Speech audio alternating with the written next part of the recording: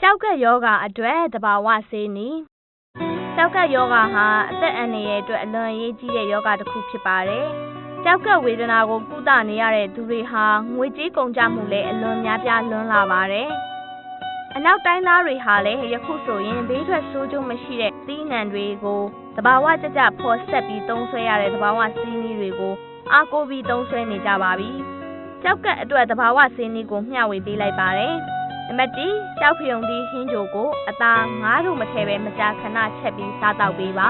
နံပါတ်2တရုတ်နန်းနန်းပင်ကို9ရွက်ခိုင်ရင်နွေးထဲကိုထည့်သိမ်းပြီးတောက်ပါအရွက်စိမ်းအရွက်6တို့ကိုလက်ဖက်6ခတ်သလိုခတ်၍တောက်ပါအဖက်များကိုလည်းဝါစားနိုင်ပါတယ်ညစာစားပြီးအိယာမဝင်ခင်မှာည9နာရီခန့်တွင်တောက်ပါကအသင့်တော်ဆုံးပါနံပါတ်3ကျောက်ကပ်ကြောင့်ဘိုင်းအောင်ဘိုင်းနာနေတဲ့ဆိုရင်တော့ကျောက်ဖယုံသီးကိုခွဲပြီးဥတိုင်းကိုထုတ်ခါအတွင်းသားဖြင့်ကျောက်ကပ်ရှိတဲ့နေရာကိုကပ်ပြီးစီးထားပါတဖြည်းဖြည်းတက်တာလာပါလိမ့်မယ်နံပါတ်4ရေဘူးစမ်းနဲ့နီးပါကတပတ်တစ်ကြိမ်ရေချိုးပေးပါရေဘူးစမ်းမရှိပါက